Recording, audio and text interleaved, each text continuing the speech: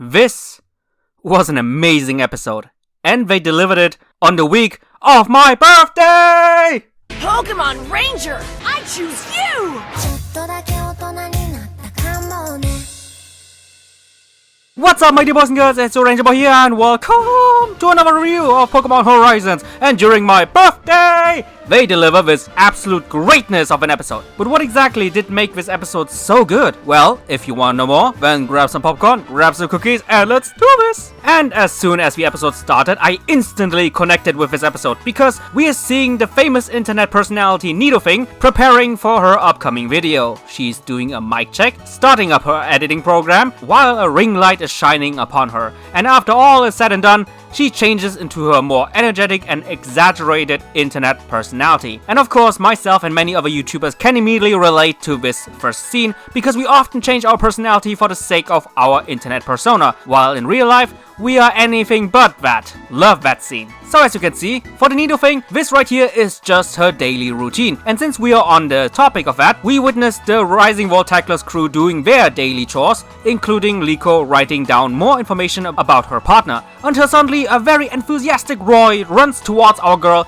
and since both of them now have officially become Pokemon trainers, there's only one thing and one thing only to do after making eye contact. Pokemon Battle! And the first ever battle between the two ends up really disappointing in their eyes, because both of their Pokemon end up exhausted very quickly, thanks to both Liko and Roy just spamming their moves in a really uncoordinated way. Although for them it seems to be a letdown, I think it's a great way to set up this episode, because right from the get-go you know what the entire main theme of this episode will be: training. But for now we make a little detour from this main theme, because Freed wants everybody to gather up, and soon both newbies not only receive their updated Pokédex, but they also receive the Rising Voltaclers app as a sign of their membership, including a very neat chat function. Just don't use that app to constantly spam memes though, trust me, I speak from experience. Right after that, our heroes find out that the app was created by the secret member of the Rising Voltaclers, rarely seen and also totally not YouTuber, known as Dot, like Dot. And apparently she can also help Roy finding the location of Black Rayquaza, so they both go to this mysterious new member, and as soon as they approach the room, they instantly hear familiar YouTube background music blasting from her room. But instead of being greeted by this unknown member, instead Quaxly finally escapes from the void of irrelevancy, because it seems like that it is Nidoking's partner. To be honest, I always ask myself why Nidoking and the Rising Voltaclers both have a Quaxly, and now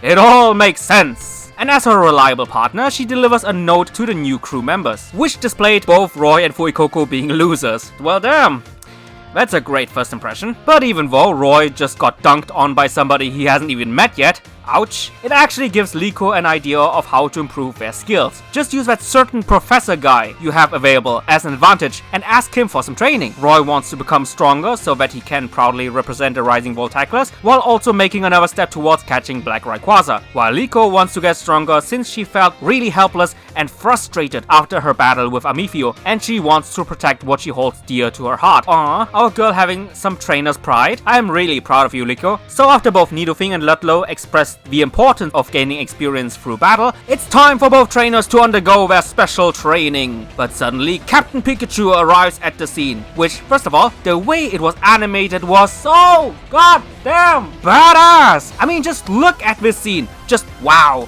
And secondly, the Cap seems to be interested in training the newcomers himself, so now the special training consists on both Liko and Roy trying their best to land at least one hit on the mascot. But just like the badass he is, Captain Pikachu doesn't even move an inch away, because he immediately knew that the children's attack was so uncoordinated and so chaotic that it wouldn't even reach him. Badass! Out of panic, both main characters do the same mistake they did at the beginning by just spamming their moves without any meaning behind them, which Pikachu easily deals with. Liko then tries to team up with Roy via combo attack, but Cap not only dodges the attempt, but by using double team, he both confuses and provokes the Pokemon. Every attempt so far seems to barely result in anything, but after Freed tells them to further focus and analyze the situation, Liko does exactly that, and after constantly hitting all the doppelgangers, Liko comes to the realization that Pikachu doesn't just randomly multiply, but he actually does multiply while moving backwards and in a zigzag movement. Although Roy doesn't quite understand it completely,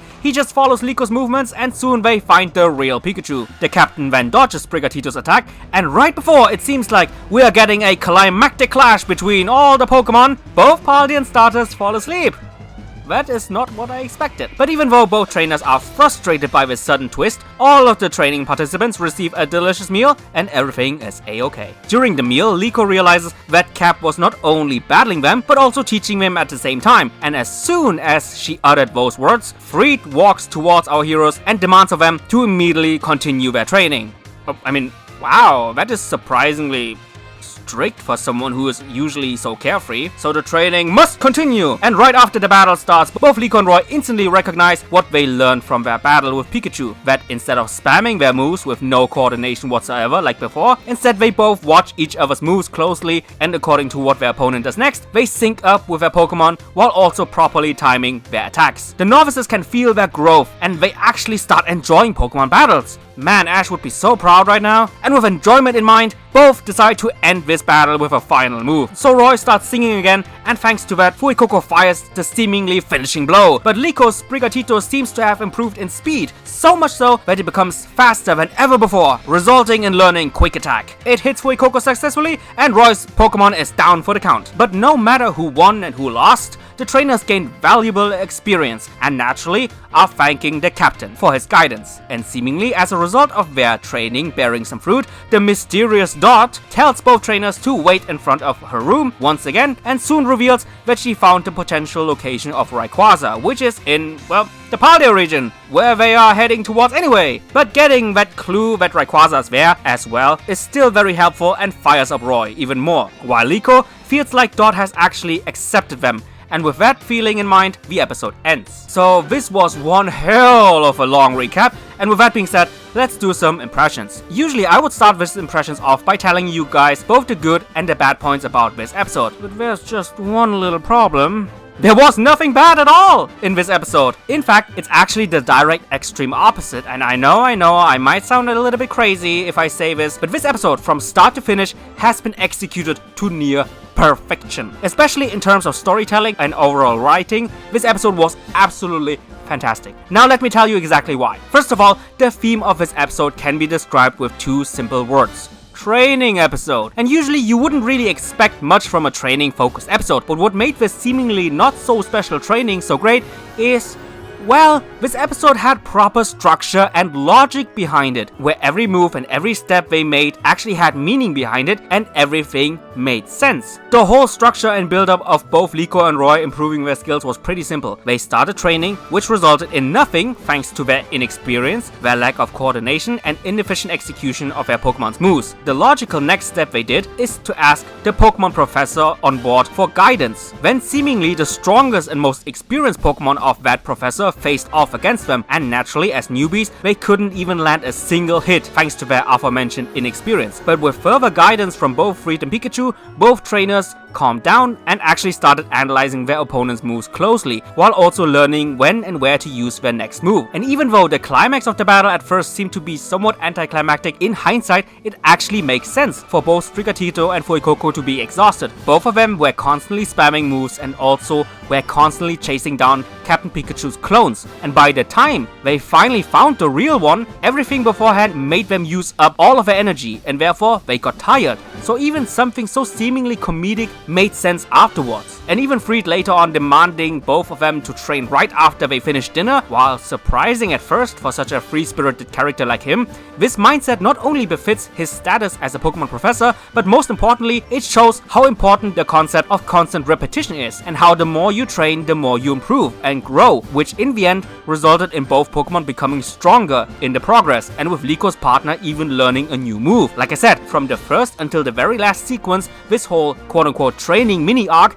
has been executed very well, and I had to point that out, because one of the main criticisms that were actually justified in regards of journeys was that they never really had a proper structure or concept in mind, no matter what they did, and for the most part it was nothing else but a continuous pile of mess. But Horizons actually proves that the anime has not only improved but actually learned from their predecessors' mistakes by showing that they actually can properly structure an episode if they put enough effort and concepts behind it. So the whole training mini arc was great, but that doesn't take away from everything else in this episode, because the rest was equally as great. And with that, let's talk about Captain Pikachu. This little guy slowly but surely really grows fond on me, and actually has been doing it since day one. Even before this episode, I just love the way they characterize him, with short scenes that show you right from the get-go what he's all about. In the second episode, thanks to them establishing him as the one who controls the ship, they establish him as a leader just by showing that scene. The battles with Amifio further underlined how strong and how badass he is, and that badassery just has been amplified thanks to today's episode. I mean, he's just the definition of badass. In episode 5, after stopping Roy from intruding the ship, we see a more bossy and cocky side of him, and now with this episode, we learn even more characteristics of him. As soon as Liko and Roy mentioned the word training, Pikachu constantly paid close attention to it until he decided to train the children all by himself. That shows not only a very eager for battle type of persona, but most importantly, by both training and teaching them, it shows you that Captain Pikachu actually cares about his crewmates a lot and acts in the role of an overseer of the crew, guiding the new members so that they will improve, and like Roy said at the beginning,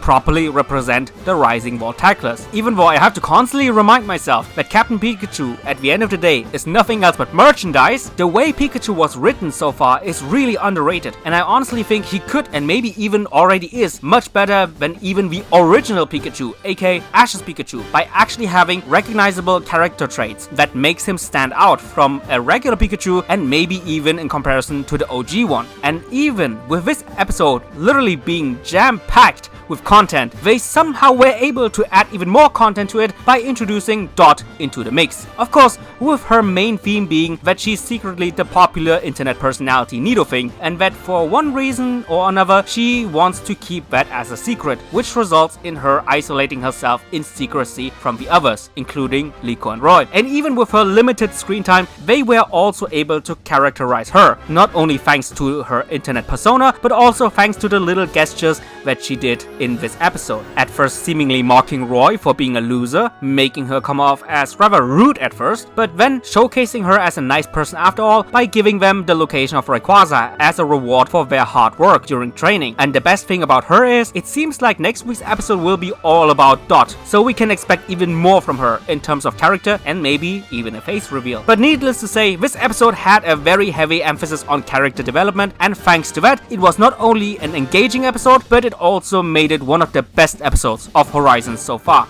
Anyway guys, I really hope you enjoy this very long review. What is your opinion? Tell me, and just like always, see you guys in the comments down below. Bye guys!